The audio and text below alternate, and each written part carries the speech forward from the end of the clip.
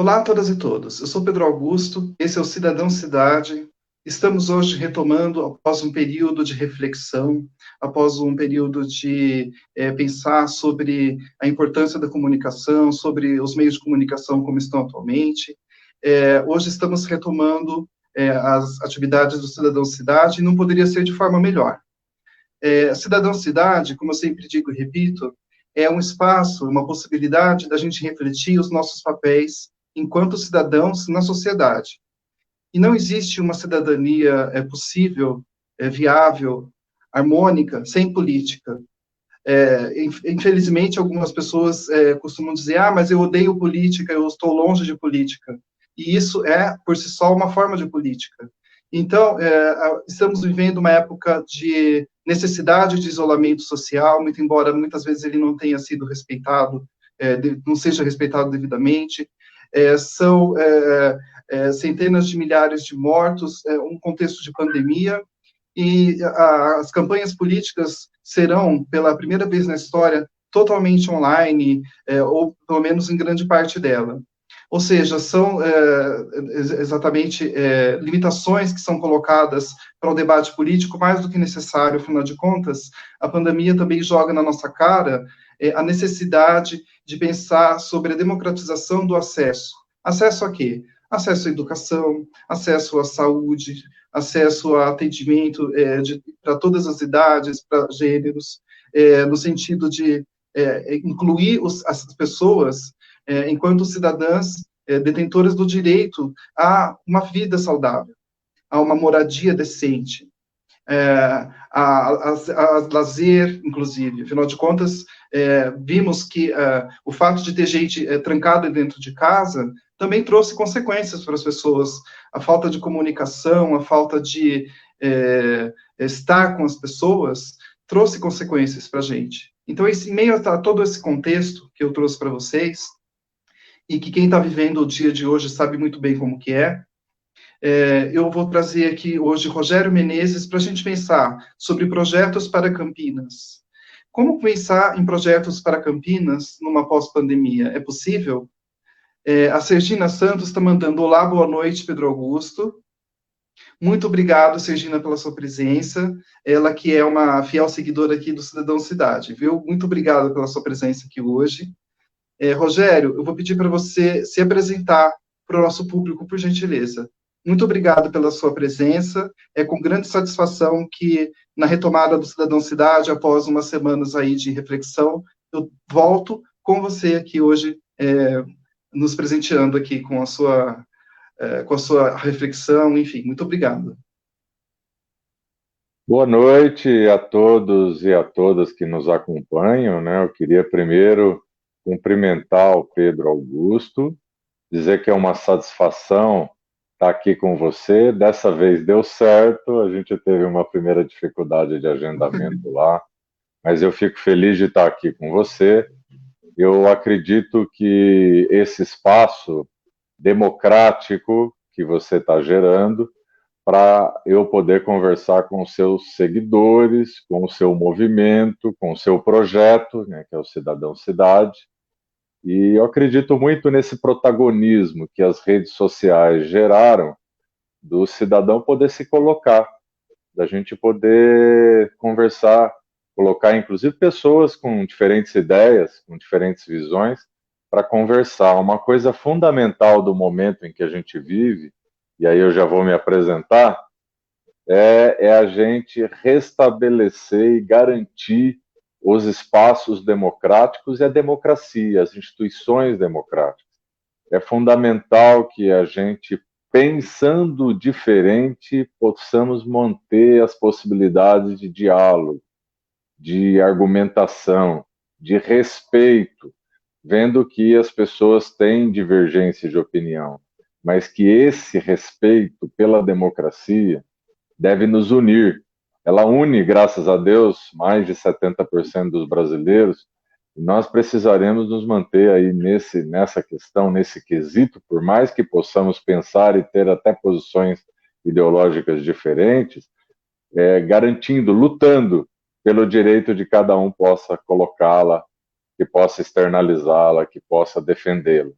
Isso, para mim, é imprescindível, é uma coisa de conceito mesmo, e eu estarei sempre defendendo a possibilidade, Pedro Augusto, de você colocar suas opiniões, ainda que aqui ou ali a gente possa divergir. Eu acho que isso é o conceito fundamental da democracia. Eu sou Rogério Menezes, tenho 52 anos, sou pai da Beatriz, com 23 anos, estudante de medicina, do Otávio, 21 anos, estudante de cinema, no Federal de São Carlos, minha filha estuda aqui na PUC em Campinas, e eu estou na gestão pública há 23 anos, no mesmo partido político. Eu coloco isso porque para as pessoas entenderem que, para mim, política não é uma coisa de trampolim, nem essa história de biruta de aeroporto, cada hora que bate o vento forte está indo para um lado diferente, como a gente vê que muitas situações, candidaturas de pessoas que passam dois, três partidos diferentes em um só ano, num período pré-eleitoral, tentando achar, pegar ali o melhor vento, botar sua vela no alinhamento ali do melhor vento. Nunca fiz isso na minha vida. Não faço política por oportunismo, tenho posição, tenho uma visão de mundo. Isso me trouxe ao Partido Verde 23 anos atrás e tem conduzido a minha trajetória nesses anos sem nenhuma mancha, sem nenhum problema ético, desvio ético. Desse mal eu não sofro, viu, Pedro? Eu sempre falo, ó, podem criticar o Rogério Menezes, mas eu defendo as minhas posições, acredito no que eu falo e no que eu faço, e não tenho problemas de ter aí boletim de ocorrência para justificar ou para responder. Feita essa introdução, eu sou formado na área ambiental, né, na Federal de Rio Grande, e tenho uma trajetória em várias cidades. Fui secretário de Meio Ambiente em Marília por 4 anos, aqui em Campinas por 7 anos e meio, e consegui entregar resultados, fazer coisas importantes, liderar um movimento nacional dos secretários de Meio Ambiente, e isso me traz aqui a segunda candidatura a prefeito de Campinas. Eu fui candidato em 2012, ainda pelo Partido Verde, como eu disse, eu estou há 23 anos no mesmo partido, agora repito esse projeto, porque acho que acabou um ciclo. E nesse ciclo eu me vejo construindo uma alternativa política e colaborando com a sociedade para colocar questões que acho importante na pauta e não acompanhando aí o caminho de uma candidatura de situação que é representada nessa eleição por outro candidato.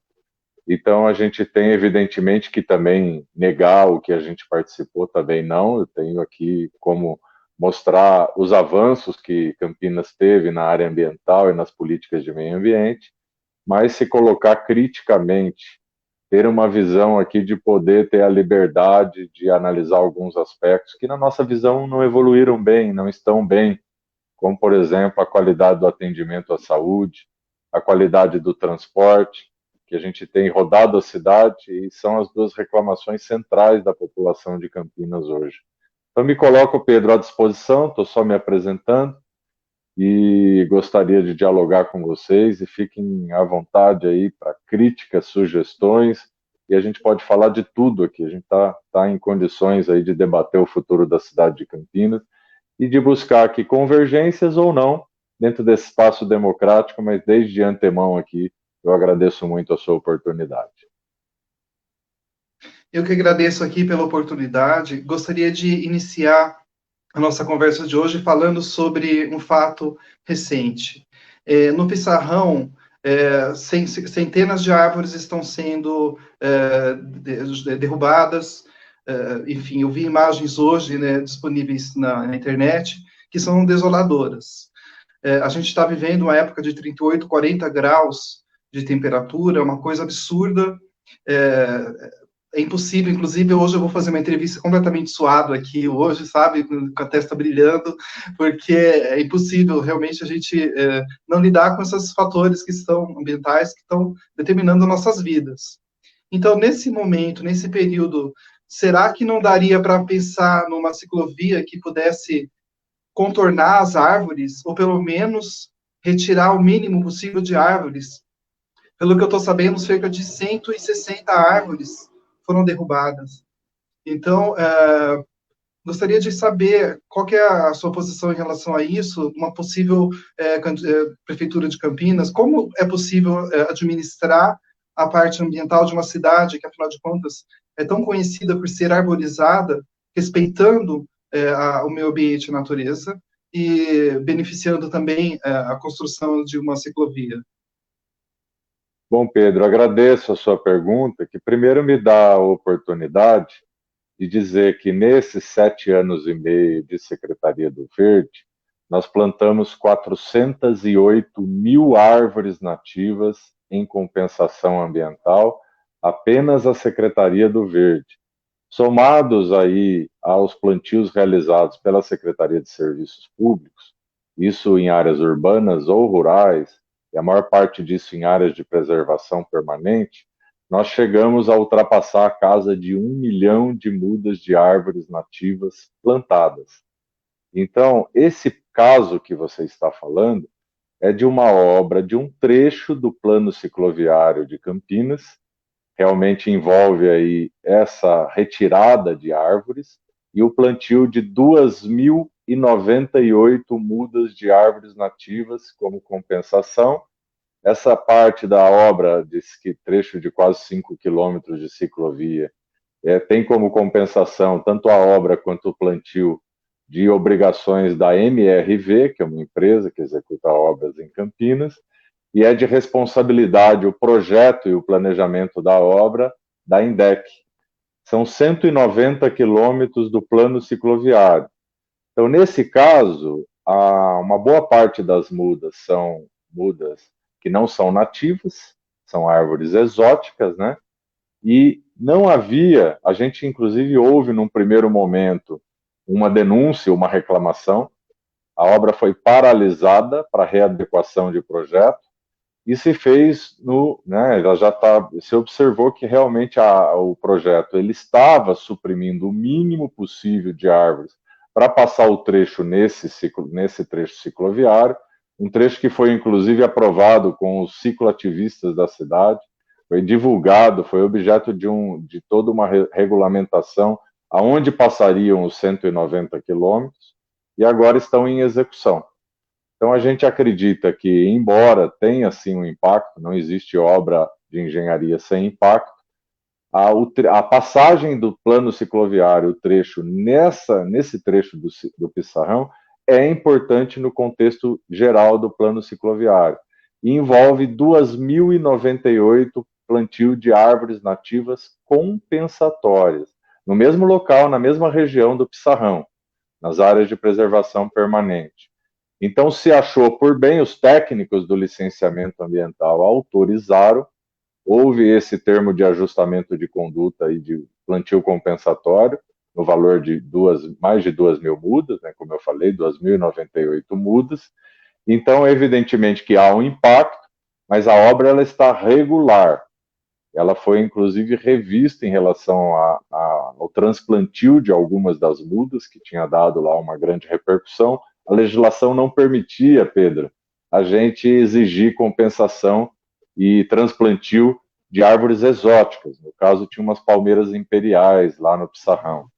Então, com a grande repercussão, nós inclusive propusemos uma mudança na norma para que no futuros projetos as árvores exóticas também possam ser transplantadas, como foram nesse caso aí, até por pedido da prefeitura, porque do ponto de vista da legislação não era possível exigir o transplantio.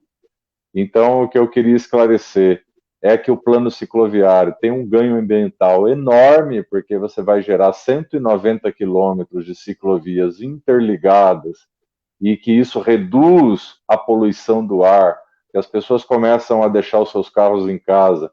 Se tiverem esses 190 quilômetros de ciclovia, nós estamos propondo, Pedro, terminar esses 190 quilômetros, seriam mais 130, além do que vai acontecer até dezembro desse ano, 130 quilômetros a mais, para poder fazer o plano cicloviário se transformar numa realidade e as pessoas poderem deixar os seus carros em casa, diminuir a poluição do ar e poder ter uma melhor qualidade de vida na metrópole. Então, acho que está esclarecido, a obra ela é regular, houve um termo de compromisso firmado, mais de 2.000 mudas plantadas, as árvores que foram exóticas, apesar de não ter como exigir isso, elas foram, no acordo com a prefeitura, transplantadas, e algumas das árvores não houve como fazer isso, mas está dentro dessa proporção normal de licenciamento ambiental, de plantio aí, para cada árvore nativa se planta obrigatoriamente num planejamento regular pelo menos 25, e para cada árvore exótica se planta pelo menos 15. E sempre o projeto ele é feito com os técnicos analisando o percurso que gere o menor impacto possível, ou seja, o menor número de extração de árvores por projeto, né? Para que possa diminuir, ver as alternativas de locação, ver diminuir ao máximo o impacto que esse projeto possa causar. É um projeto público de importância, inclusive para o meio ambiente. Melhora a nossa qualidade do ar, dá acessibilidade para as pessoas transitarem por aquela região populosa ali da nossa cidade, de muita passagem, né? De muito trânsito, e a gente tem certeza que obras como essa e também o Parque Linear, na mesma região lá, né? Na Vila Industrial, só ali na Vila Industrial foram mais de 6.000 mudas de árvores plantadas, ali perto, na região, muito próximo do Pissarrão.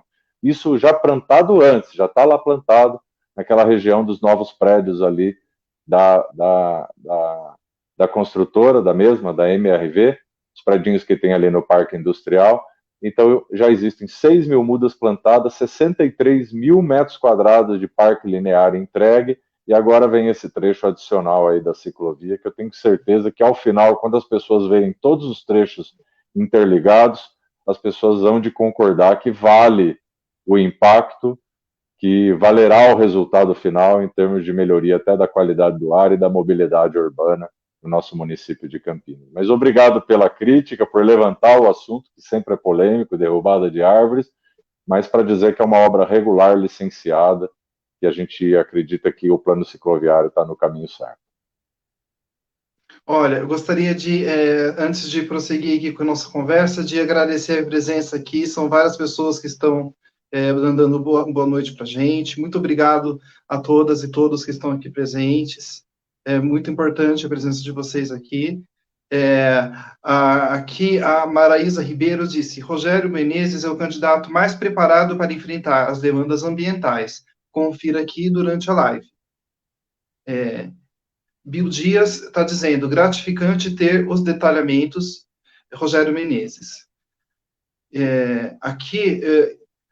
Olha, estamos aqui hoje com a primeira pergunta aqui, a primeira colocação de uma pessoa que está acompanhando aqui a nossa entrevista.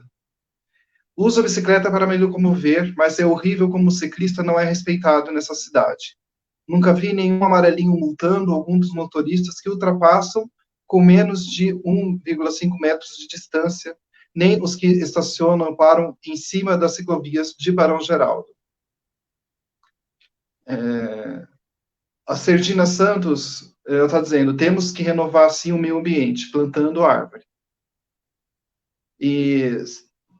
Bom, essas duas colocações aqui já são suficientes, né? Já tem mais uma aqui, depois a gente pode prosseguir. Com certeza, eu queria concordar com... É o Rodrigo, né? É isso? Isso. Tem aí a Sergina defendendo o plantio de árvores e o Rodrigo Marcondes. Desculpa que eu não lembrava o sobrenome, Rodrigo. Primeiro, Rodrigo, você tem toda a razão. A gente vai precisar trabalhar uma conscientização muito grande, desde as crianças e jovens, em relação ao respeito à bicicleta como meio de transporte. Na verdade, a gente precisa trabalhar o respeito à vida, viu, Pedro? Que anda aí, parece que muito desvalorizada, né? E a gente vê hoje uma situação muito crítica, né? Em que parece que a vida perdeu valor, as pessoas nem se emocionam mais, quer dizer, vê aí uma quantidade de vidas sendo perdidas, né? E a gente vê aí uma relativização que me preocupa muito. E essa questão do respeito ao ciclista, Eu acho que é uma questão muito importante de reeducação nossa na sociedade para entender que o ciclista hoje, ele é um ativista. A mobilidade do futuro é replanejar as nossas cidades, repensando todo o deslocamento a partir da bicicleta, do transporte coletivo com ônibus menos poluentes, né? Dos corredores de ônibus, de você imaginar. Eu estou propondo, Pedro e Rodrigo, eu estou propondo que a gente tem em todos os prédios públicos, em todos os terminais de ônibus, em locais de grande movimento, obrigatoriamente, né, a estrutura para colocação das pessoas poderem deixar suas bicicletas. Você tem que ter bicicletários, você tem que ter sinalização. Quando não é possível ter uma ciclovia com toda a segurança, a ciclofaixa isolada, com aqueles olhos de gato, né, separando da faixa. Não aceitar em hipótese nenhuma que os carros invadam ciclovia. Parece que você me falou aí da ciclovia de Barão Geraldo, que também foi uma compensação da Secretaria do Verde, foi aquele novo trecho lá que liga o terminal ao trecho anterior existente até a Unicamp, né? E a gente vê, outro dia eu estava passando lá e vi o carro invadindo a ciclovia, como você relatou aqui. Isso é muito triste, porque a pessoa, ela com o carro, às vezes em velocidade, e ela vai deixar de enxergar uma pessoa, ela está invadindo um espaço que foi feito ali, trabalhado especificamente para o deslocamento por bicicleta, colocando em risco. A gente viu um tempo atrás, aqui um atropelamento que levou ao óbito de um ônibus, né, que em alta velocidade lá fez uma conversão e acabou atingindo o ciclista. Então isso é muito triste, a gente vai precisar reeducar a sociedade para isso, para entender essa transição que vai precisar ser feita e que a bicicleta tem que ter papel central. Por isso eu defendo até 2022 o plano cicloviário, mais 130 quilômetros de ciclovia, de forma que você possa atravessar a cidade. Hoje você tem nas cidades mais desenvolvidas da Europa, a gente tem uma média de mais de 600 quilômetros de ciclovia. A gente tem, em algumas cidades alemãs, chegamos a 2.000 quilômetros de ciclovia. E aqui em Campinas a gente vai chegar no final desse governo com 60 quilômetros. Então, de um planejamento que ainda é pequeno, no meu ver, mas de um planejamento de 190. Então, é muito pouco, a gente precisa acelerar isso, fazer acontecer isso através de compensações, não só ambientais, mas compensações urbanísticas na aprovação de grandes projetos. O pessoal fala, Rogério, mas como que você vai financiar? Porque um dos argumentos é que não tinha dinheiro para acelerar o plano cicloviário, e esse argumento, para mim, dá para ser superado porque existem sim aprovação de grandes projetos com compensações que às vezes é um viaduto de grande porte. Isso custa 40, 50 milhões de reais, 30 milhões de reais. Uma obra dessa convertida em plano cicloviário, você faz praticamente a metade do plano cicloviário. Então, eu acredito sim, eu sei que é possível, eu tenho experiência em gestão pública, a gente vai tirar o plano cicloviário do papel para trabalhar essa cidade que o Rodrigo Marcondes, que outros que conversam com a gente no dia a dia, está querendo.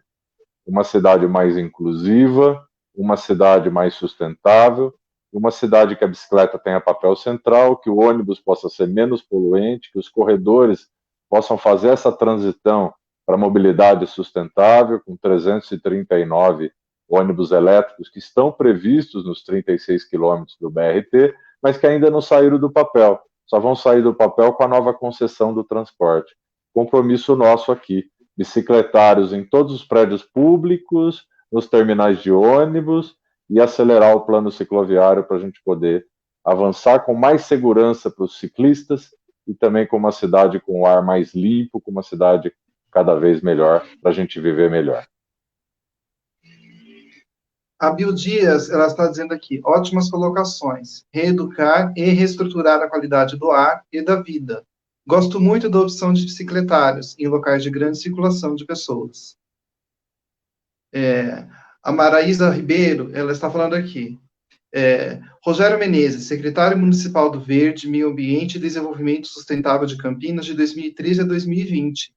e secretário adjunto de Estado de Saneamento e Recursos Hídricos de 2011 a 2012, professor convidado em bancas de TCCs, trabalho de conclusão de curso, da graduação de Biologia da PUCamp de 2006 a 2011.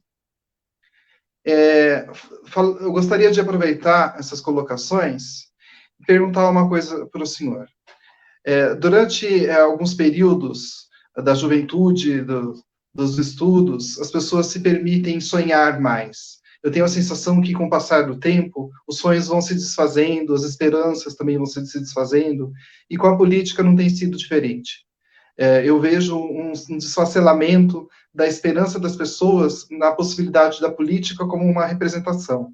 Como eu disse antes, né, eu ouço muita gente falar, mas eu pretendo anular, eu pretendo não votar. Como lidar com essa geração que está vindo hoje, que se pretende despolitizada? Como é possível trazer essa juventude para um novo diálogo político? E na cidade de Campinas, como que é possível fazer esse processo, inclusive nesse período que a gente está vivendo de pandemia e necessidade de isolamento social? Olha, Pedro, você sabe que eu tenho percebido que não é que o jovem não quer participar da política, ele não quer participar dessa política que está aí. Quando você começa a pensar em como funcionam nossos partidos políticos, vamos ser transparentes aqui. Vamos falar como funcionam os partidos políticos no Brasil. Os partidos políticos no Brasil são uma sopa de letrinhas, sem ideias claras, sem canais de comunicação para participação efetiva. As pessoas se afastam disso, se fogem disso. A gente tem, na verdade, verdadeiros grupos fechados que representam, na verdade, quase que burocracias para registro de candidatura, muitas vezes com donos, sem um processo verdadeiramente democrático, e isso é uma situação meio que quase generalizada nos nossos partidos políticos, com raríssimas exceções. E aqui eu não estou discutindo ideologia, eu estou discutindo que a formatação do nosso sistema político, de A a Z, em partidos que vão da extrema-direita à extrema-esquerda, não favorecem a participação. O que aconteceu? Os jovens fugiram disso. Não é que os jovens estejam alienados. Eu encontro muito jovem participando de projetos na igreja, participando de projetos em entidades da sociedade civil, em organizações não governamentais, fazendo projetos como esse que você está fazendo aqui de cidadania. Isso aqui é um projeto de cidadania na rede social, colocando os assuntos em debate. Então, será que as pessoas não querem participar? Será que o que está acontecendo é isso? O que está acontecendo é que os nossos partidos políticos e as nossas instituições não estão permeáveis à participação, não estão dando respostas que satisfaçam, que as pessoas se sintam verdadeiramente incluídas no debate. E aí as pessoas se afastam. E se afastam não porque elas estão omissas. Muitas vezes, sim, eu encontro muito isso. Não vou votar, vou anular o voto. E eu procuro conversar com essas pessoas. Outro dia eu estava num debate lá na região do Ouro Verde, né, sentado numa praça, assim, com 20 senhoras e vários representantes de uma comunidade, né, e teve um jovem que me abordou e falou: Rogério, eu não vou votar, eu vou votar nulo. E eu insisti no debate com ele. Eu falei: olha, deixa eu te falar uma coisa. Eu estou há 23 anos na política, eu não me envolvi com nada de errado, eu estou no mesmo partido mantendo a minha coerência, né? Eu posso, sim, ter pessoas que pensam bastante diferente de mim e que acham que eu não seja suficientemente assim ou assado, mas eu estou aqui com você sentado na praça dialogando. Será que todos estão com essa postura? Então, será que anular o voto vai resolver? Será que vai ter um pensamento mágico que as coisas vão se transformar? Porque o caminho da mudança da política não é a destruição do processo político, porque isso é o caminho para a barbárie, é o caminho para a guerra. Então eu falo, gente, se a gente não consertar as nossas instituições, nossos partidos não estão bons, os nossos parlamentos não estão bons, a nossa democracia não está boa. está correndo riscos, inclusive por pessoas que têm pouco apreço pela democracia e que, infelizmente, estão, nesse momento, fazendo discursos antidemocráticos. O nosso Supremo Tribunal também tem suas mazelas, seus defeitos. As nossas instituições não são boas. Qual que é o caminho? É um caminho duro, árduo. É transformar as nossas instituições e não abandonar a política. Porque abandonar o processo político não vai nos levar a lugar nenhum. Pode ser que atenda um pouco a uma resposta imediata à nossa raiva. E essa raiva tem fundamento. Tem fundamento na corrupção, tem fundamento na má qualidade dos serviços públicos, de educação, de saúde. As pessoas estão cansadas e fizeram votos radicalizados, que representam muito mais a raiva que a sociedade está da classe política e do sistema político como um todo. Mas a gente só vai transformar essa situação se a gente transformar o sistema político. E a gente só vai conseguir isso participando. Pessoas como eu, que estou há 23 anos na gestão pública, sigo me colocando à disposição. Às vezes as pessoas não compreendem. Rogério, mas larga disso. Você é uma pessoa muito séria, você é uma pessoa que nunca se envolveu em nada errado. Eu falei, eu não posso, eu não tenho esse direito, Pedro. Eu não posso largar, eu não posso abandonar. Eu sabendo que eu tenho como contribuir, eu tenho filhos que terão netos. Eu ainda não tenho, meus filhos estão aí com 23, 21 anos, como eu disse, né? E a dona Célia, que é minha mãe, que estava aqui, aliás, passou por aqui já na nossa live, doutora Célia Menezes, foi vereadora pelo Partido Verde no município chamado Em Conquista, né? Na verdade, ela é uma ambientalista que formou, tá aí, não abandonar a política e muito menos a democracia. 77 anos, se a minha mãe com 77 anos, Pedro, está aqui à noite discutindo política, acompanhando o filho, porque acredita nesse projeto político, quem sou eu para dizer que nós vamos abandonar e vamos deixar para lá e que se dane porque não tem o que fazer? Não podemos, não temos o direito, eu não tenho esse direito, você não tem esse direito, e eu acredito nisso, eu faço política por idealismo, eu estou há 23 anos, eu consegui realizar boas coisas aonde passei, a gente pode ter oportunidade, talvez, de falar de algumas delas, né? Mas eu acredito na democracia e acho que a gente tem que persistir. Né? Ali é um pouco mais do currículo, a Maraísa tem acompanhado a gente e dividido com vocês para que fique registrada a nossa participação.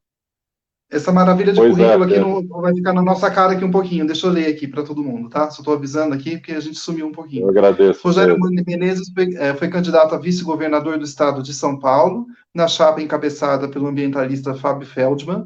Foi candidato a prefeito de Campinas pelo PV em 2012. Ambientalista formado em oceanografia pela Universidade Federal de Rio Grande do Sul. Em 1989, mestre em Ciências e Ecologia pela mesma universidade em 92. Professor de Biologia e Ecologia dos Colégios Cristo Rei e Criativo, em Marília, São Paulo, 93 e 97. Secretário de Agricultura e Meio Ambiente de Marília, de 97 a 2000.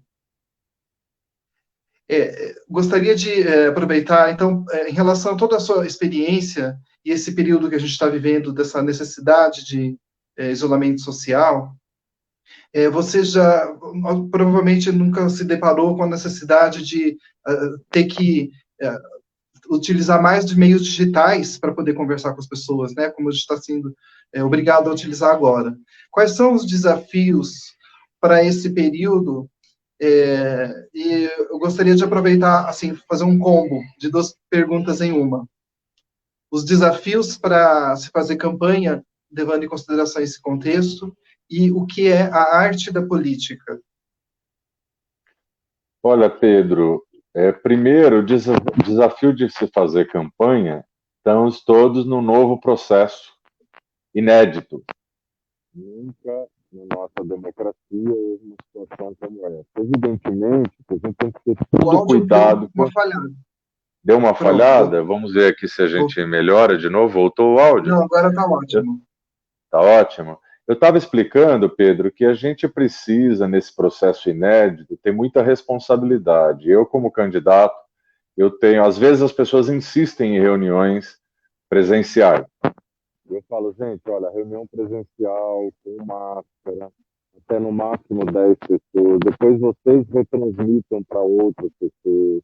em fazer diálogos em locais abertos, em geral em praças, com cadeiras espalhadas, todo mundo de máscara. Isso quando é presencial. Eu tenho feito muita reunião virtual também. Rogério, Essas reuniões, pois não? desculpa, desculpa, perdão te interromper mais uma vez. Deu um problema Pois no não? áudio novamente. No áudio novamente, Pronto, vamos agora tentar melhorou. ver Qualquer aqui. coisa, isso, Melhorou? Tudo bem, vamos melhorou. Qualquer tentar coisa, eu vou pedir para você restabelecer. tirar o fone. Ah, tudo Sim, bem. perdão. Qualquer coisa eu tiro o fone, que talvez seja o ruído aqui. Vamos tentar. Se mais uma vez piorar, você me avisa e eu tiro. Porque também ajuda aqui Pronto. a qualidade da minha compreensão do seu som, que eu sou surdo do ouvido esquerdo. Então, eu com o fone eu consigo ter aqui uma lateralidade melhor aqui no som e te compreender as suas perguntas. Por isso que eu vou insistir um pouquinho. Então, Pedro, o que primeiro a gente precisa ter como centro? Nós, nós temos que entender que o atual momento é inédito e que a gente tem que ter a vida como prioridade. Então, nada de colocar em risco nossos eleitores ou insistir em grandes aglomerações. Eu, pelo menos, tenho evitado isso no extremo. E tenho feito pequenas reuniões presenciais, sempre em lugar aberto, espalhado, com as pessoas com máscara. Esse é o meu pré-requisito que eu coloco a todos na reunião. Tenho feito muitas reuniões virtuais, com 30, 40, cheguei a fazer reunião com 70, 80 pessoas virtuais. Isso é muito bom, tem sido muito legal, as pessoas fazem perguntas, como a gente está fazendo esse diálogo aqui, e vejo que há um desafio enorme nessa pandemia. Pós-campanha agora no nosso próximo governo. O áudio acho que está com problema, então eu vou fazer aqui uma tentativa de tirar o... Para ver se vocês estão agora me ouvindo melhor. Como é que tá, Nossa, Pedro? melhorou 100%. Melhorou muito, Melhorou melhorou 1000%. 100%. Então vamos continuar aqui conversando. Então, Pedro, o que eu estava dizendo é que pós-pandemia nós temos um desafio enorme para a gestão pública no período 2021-2024.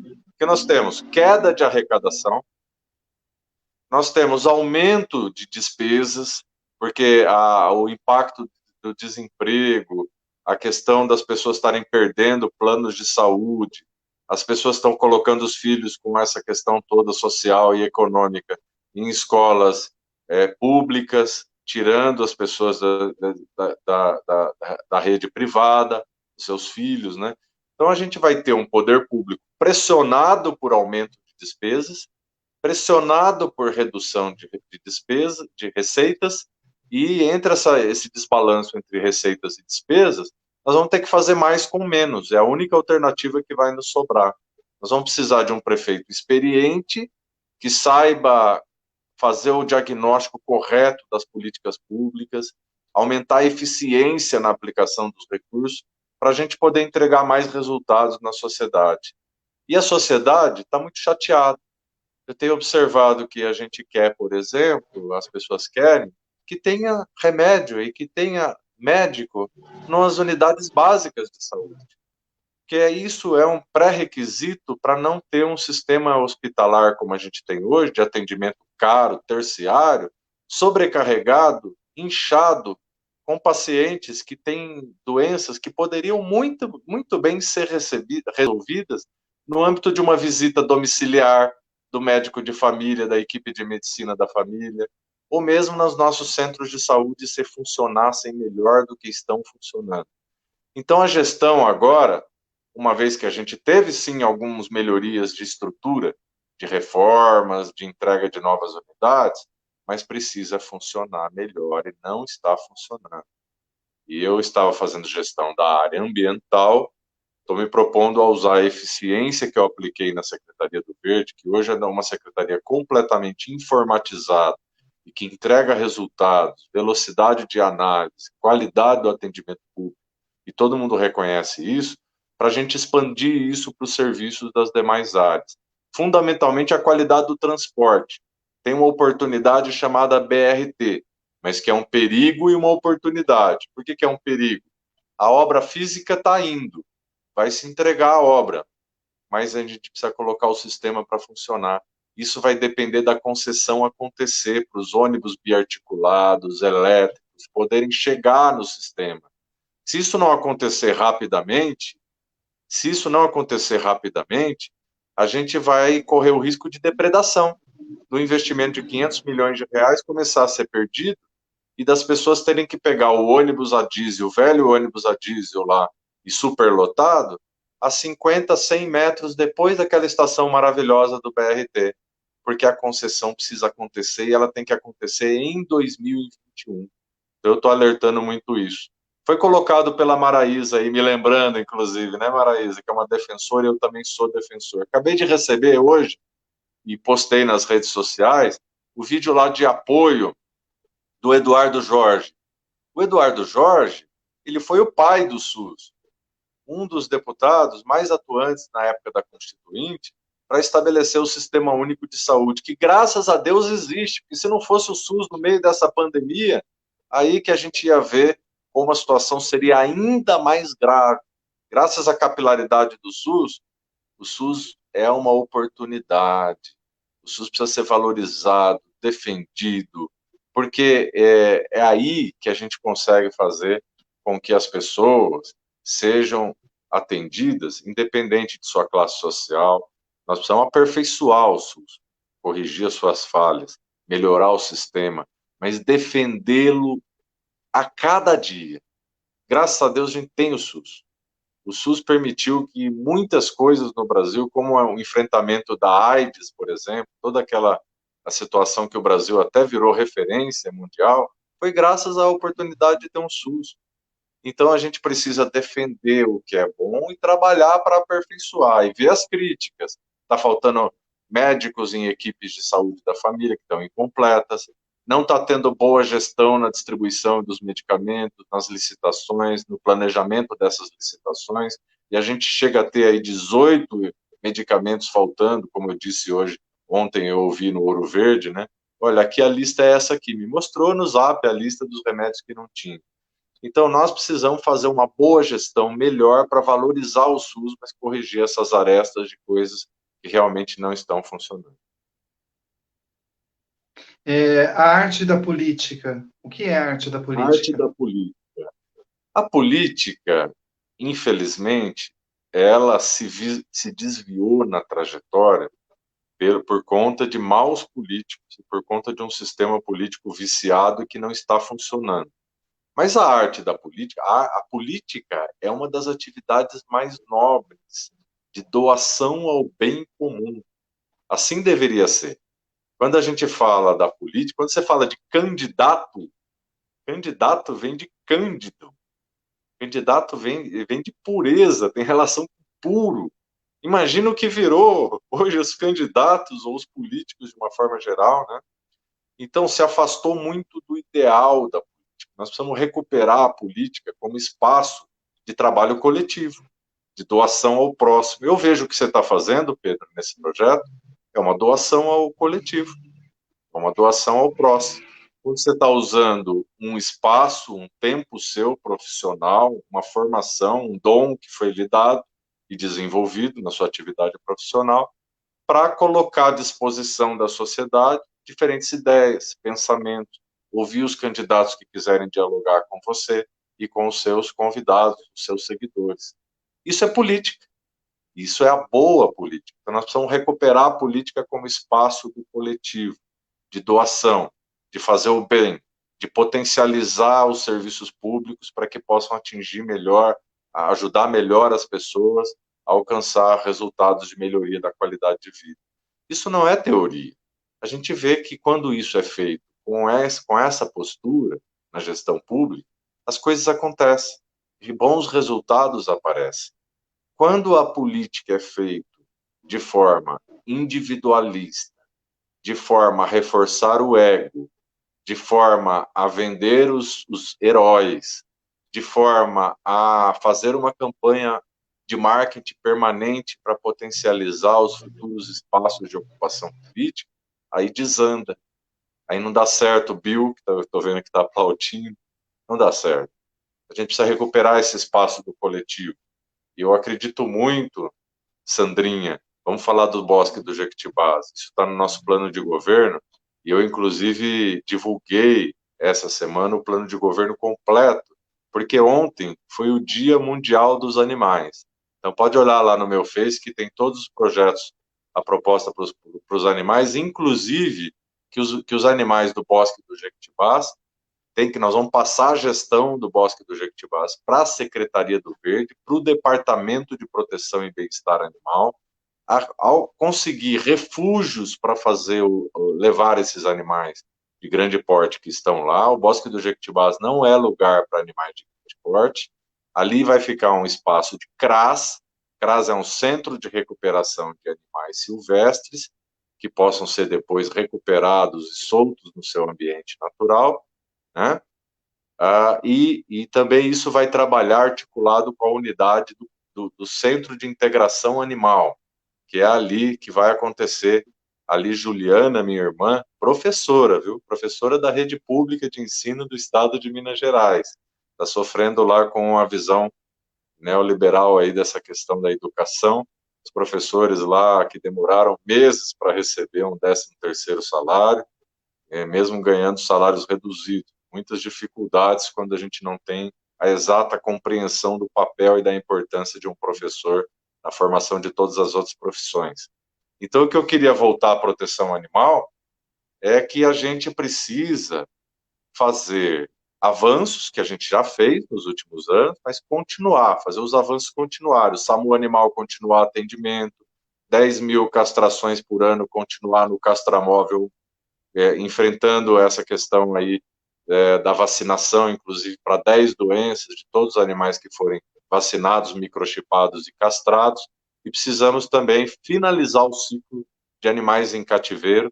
Bosque do Jequitibás, na gestão do Rogério Menezes, os animais vão ser remanejados para refúgios, e a gente vai encerrar essa história. O Bosque do Jequitibás, um centro de educação ambiental, e também esses animais que estão lá expostos, os animais. Você acha que pode ter, ô Rodrigo, você acha que faz algum sentido ter um hipopótamo no centro de Campinas? Não tem cabimento um negócio desse, né? Então, a gente vive outro momento, as pessoas compreenderam a importância de cada vida, de cada animal. Então, a gente precisa recuperar esse espaço como um centro de educação ambiental no centro, transferir para santuários, está no meu plano de governo, podem ler lá, Sandrinha. Eu acabei de ontem, no Dia Mundial dos Animais, postando todos os 7 pontos do plano de governo, e isso está escrito ali expressamente, como compromisso do Rogério Menezes como prefeito para o próximo período aí, proteção e bem-estar animal no centro da gestão ambiental. A gente fez isso, mas eu fiz isso dentro das minhas limitações. A gente fez isso como secretário do Verde, conseguimos fazer vários avanços. Mas agora, como prefeito, nós vamos dar sequência a esses avanços e atender às principais reivindicações do Movimento de Proteção e Defesa Animal de Campinas, que é muito forte, tem muitos parceiros, muitas pessoas que dedicam a sua vida à proteção dos animais. Isso tem que ser reconhecido e valorizado e apoiado. Um prefeito parceiro nessa agenda, sem dúvida nenhuma. Eu tenho história e compromisso para poder seguir em frente nessa trajetória. Inclusive porque Campinas é uma cidade que cresceu muito voltada para a questão de exploração da área urbana, e acabou não havendo um respeito devido, né, para manter áreas verdes acessíveis para as pessoas, né? Então, isso é uma realidade. Então, eu gostaria de, antes de prosseguir aqui com você, gostaria de falar aqui algumas falas aqui das pessoas, sabe? Os animais precisam ser transferidos para santuários, como o senhor comentou agora.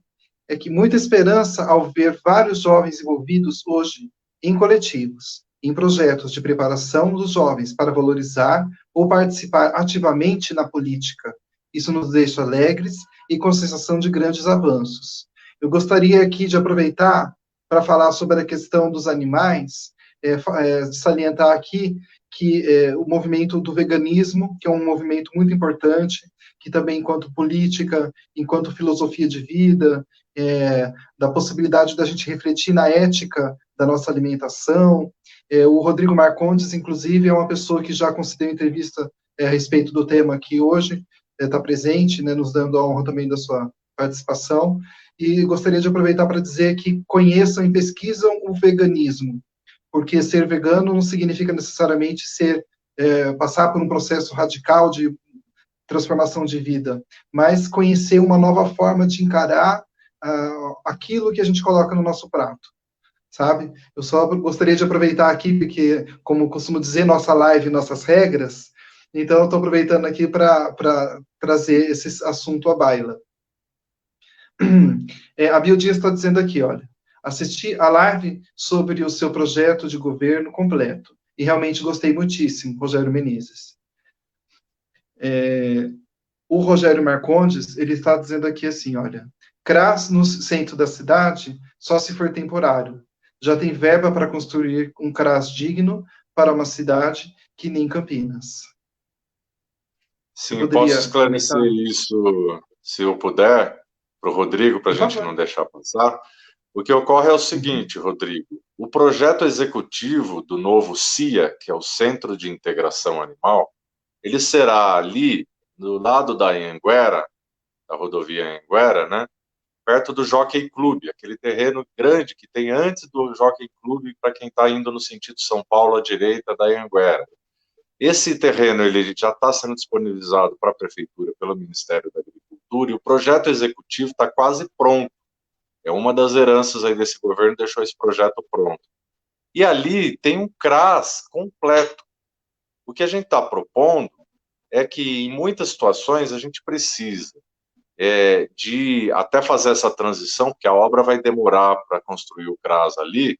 Essa obra do CIA é uma obra de um ano e meio, pelo menos. Então, se ela começar no início do meu governo, ela vai até o meio de 2022, e nesse período a gente precisa ter um espaço. A gente não pode primeiro que os animais continuem lá, precisa fazer a transferência para santuário, e a gente precisa ter esse espaço de transição que você colocou temporário, de utilização do CRAS.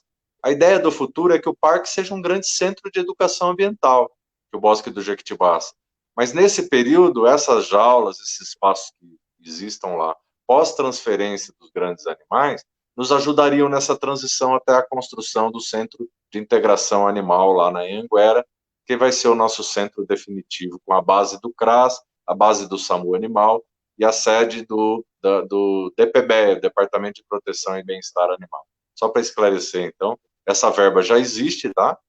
A verba do CRAS já existe, o projeto executivo está em fase de ser terminado, é um grande centro de integração animal, e a ideia é que, nessa transição até a construção do centro, a gente vá desativando, retirando os animais, transferindo para refúgio e usando as atuais instalações para já nos ir nos ajudando, nos acudindo aí nos casos de emergência com animais silvestres. Espero ter esclarecido. Obrigado, viu, Rodrigo, pela oportunidade.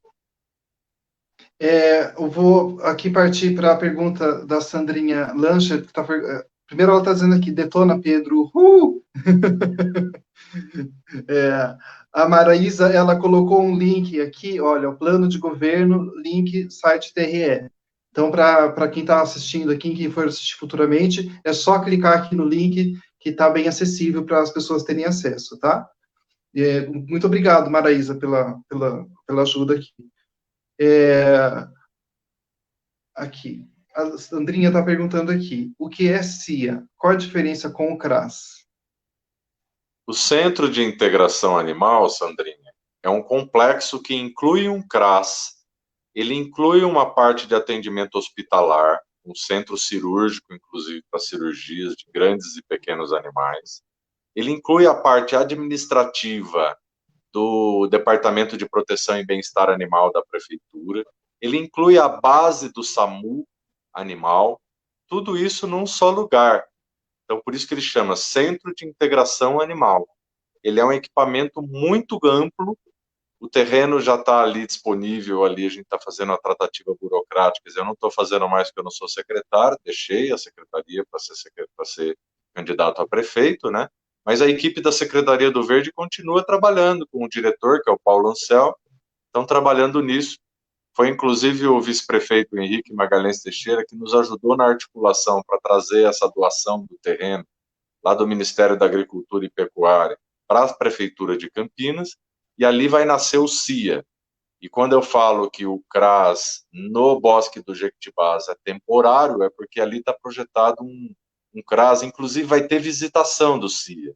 O CIA ele vai ter uma parte de educação também para a proteção animal. Os protetores vão poder fazer eventos em parceria com o Departamento de Proteção dentro do CIA. Tudo isso não é sonho, tem um projeto executivo de engenharia, tem até um videozinho, animação, que eu nem posso usar, porque é da prefeitura, não posso usar na campanha. Foi um vídeo que a gente fez para apresentar no Conselho de Proteção e Bem-Estar dos Animais de Campinas, o CMPDA, mas é um projeto sensacional, vai ser o maior equipamento público de proteção e bem-estar animal do país, projeto executivo pronto, recurso garantido no plano, no Fundo Municipal de Meio Ambiente, que é o PROAMB, né? Fundo Municipal de Meio Ambiente, e que na próxima gestão eu espero ter oportunidade, se assim a população entender, de implementar isso como prefeito de Campinas. Mas se isso não ocorrer, a gente vai cobrar de um futuro prefeito que esse projeto não fique no papel, porque ele vai estar pronto, com recurso garantido, e terá que ser implementado para o bem-estar dos nossos animais na nossa cidade. Assim, a gente está daqui a pouco caminhando para o fim da nossa entrevista. Gostaria de dizer que, para mim, passou muito rápido, assim, só com um piscar de olhos. E antes de encerrar, eu gostaria de perguntar sobre a parte cultural de Campinas e a volta às aulas num pós-pandemia.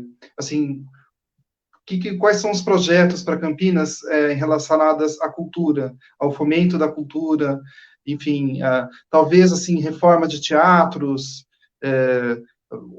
ou construção de novos, quais são as possibilidades para Campinas?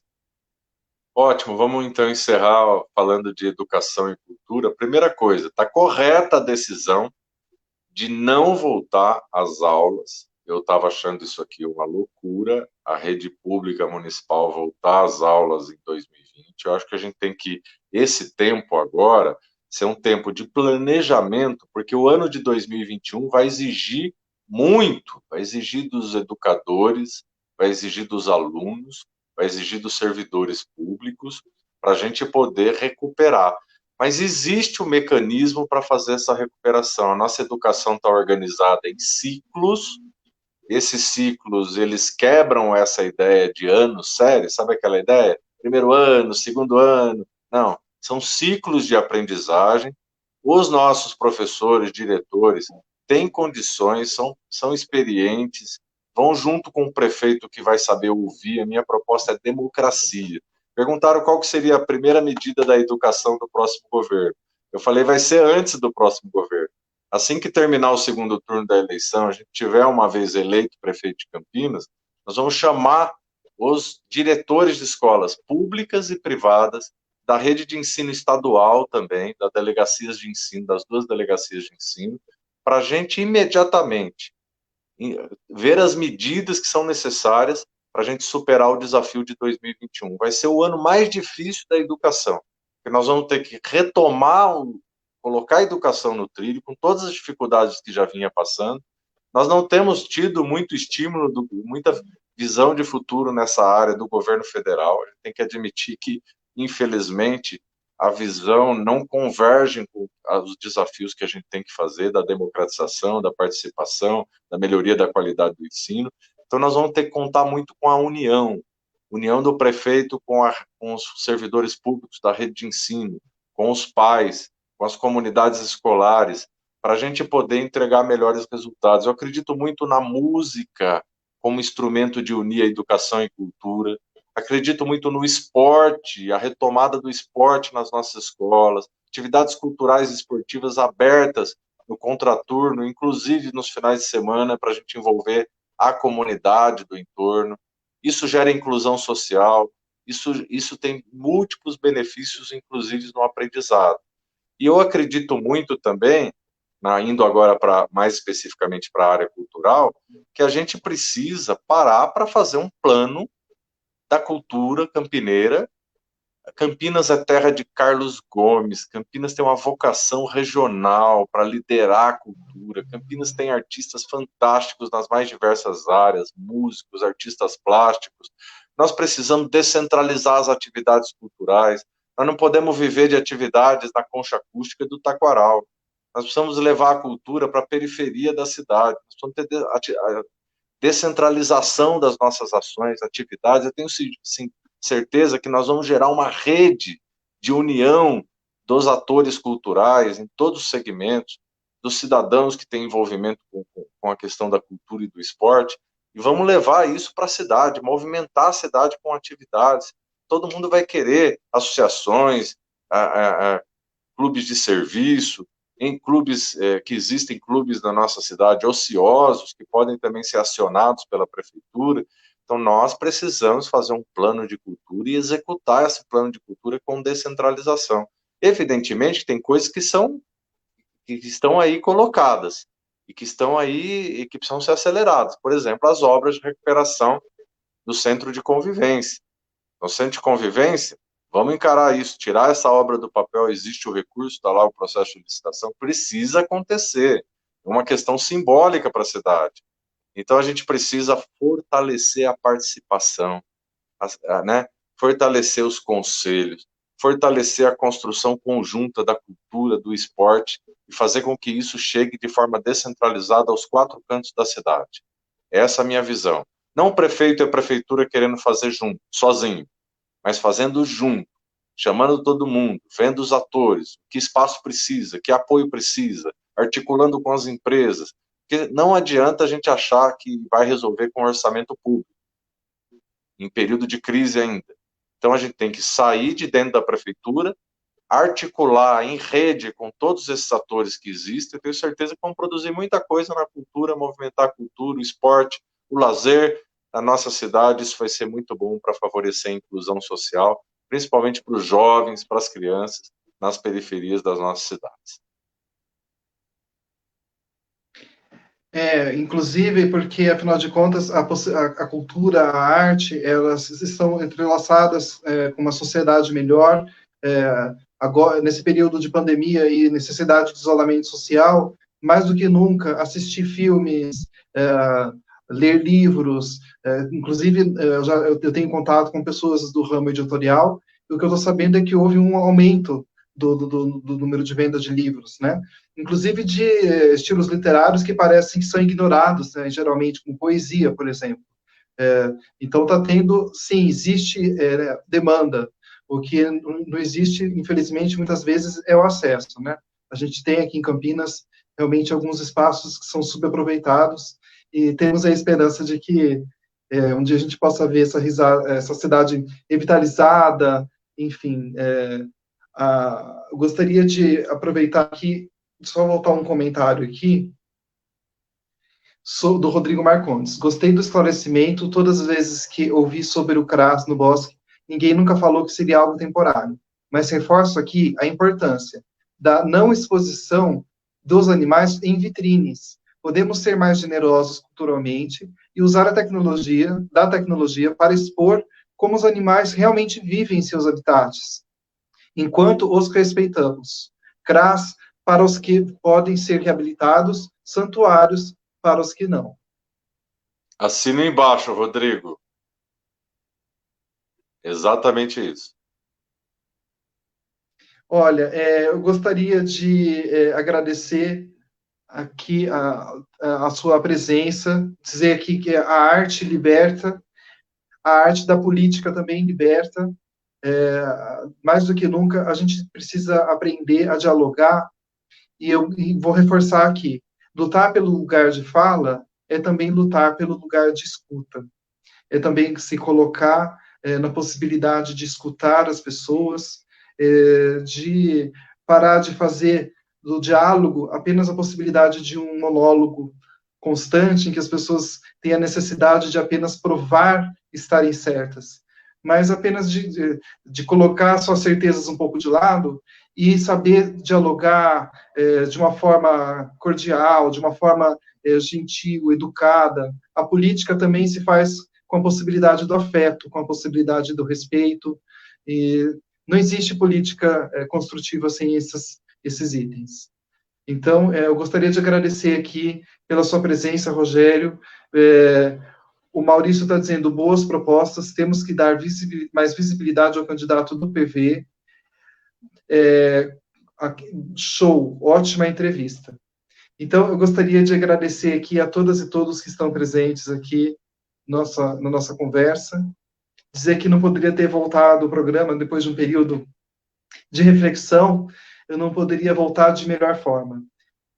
Não consegui ler todos os comentários das pessoas que estão aqui presentes, mas para ficar aqui tudo disponível, tá? Muito obrigado pela sua presença, a todas e todos que estão aqui presentes, e até uma próxima. Tem alguma pergunta que o senhor gostaria que eu tivesse feito e eu não fiz? Não, vamos continuar esse debate, esse diálogo, viu, Pedro? Muito obrigado. Eu que agradeço aqui. Deixo um abraço a todos, me coloco à disposição. Interajam nas redes sociais. Nós queremos realmente ouvi-los. Queremos interagir, queremos pedir desculpas quando errarmos, queremos prestar esclarecimentos sobre qualquer ação do nosso período de governo. É assim que eu acredito. O servidor público, o prefeito, ele é um servidor público.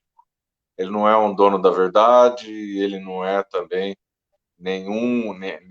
a gente não está atrás de nenhum salvador da pátria. Não existe, está provado que esse tipo de caminho leva a desastres, né? De se buscar salvadores da pátria ou soluções mágicas radicalizadas de gente que se recusa a entender que o outro, que pensa muitas vezes muito diferente de você, tem grandes contribuições a dar. Nós precisamos de um caminho mediano, de um caminho de equilíbrio, de um caminho de diálogo ao extremo, para a gente poder avançar, Bill, para a gente poder avançar, Rodrigo, para todos que participaram aqui. Foi uma satisfação muito grande. Parabéns pelo trabalho, Pedro. Estou sempre à disposição. É isso, gente. Então, todos os links aqui estão disponíveis de propostas, a página aqui do Facebook do Rogério Menezes. Muito obrigado pela sua presença e até a próxima.